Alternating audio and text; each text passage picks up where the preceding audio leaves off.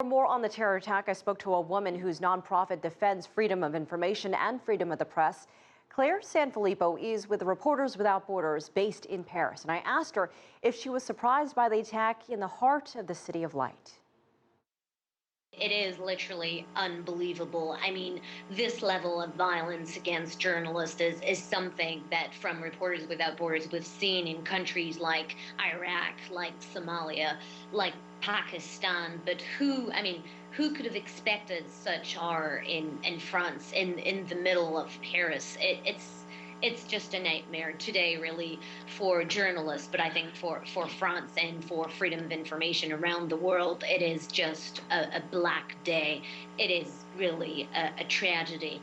What we've seen here in Paris is obviously shock everywhere. No one can really believe what's happening because Charlie Hebdo is a very famous weekly satirical magazine here in France, and everyone knew the magazine. Everyone had read the magazine at some point, seen the cartoons. So I think this is why, you know, we have tens of thousands of people that are gathering now in Paris and in France, in the country, to protest against what's just happened and really show solidarity with the victims, with their families. This magazine, Charlie Hebdo, has been a target before. What do you think its future holds, and for similar media organizations?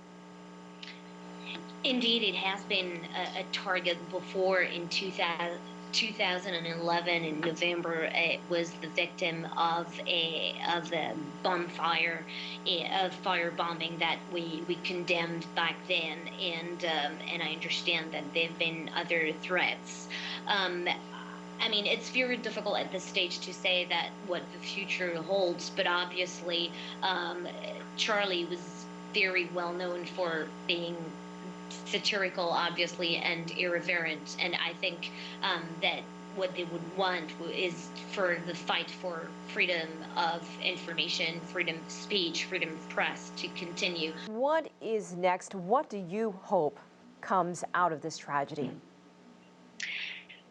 Obviously, you know, right now our thoughts are with the victims, with their families, and this is and obviously we want to condemn what's just happened, but what we hope is that we can find the people who carried out these attacks and ordered these attacks, held them accountable, because accountability is key, and there can be no impunity for such grave terror attacks against Charlie Hebdo, and then it's absolutely important that such attacks never happen again. So measures obviously will have to be taken, and in the end, freedom of information, freedom of speech, freedom of press should prevail, because terrorists, terror groups, you know, whoever they are, cannot shut down the press, cannot shut down people's minds. And this is exactly what Charlie Hebdo was doing. They were fighting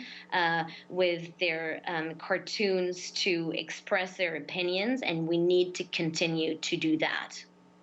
All right, Claire San Filippo, Reporters Without Borders, thank you so much for joining us from Paris. Thank you.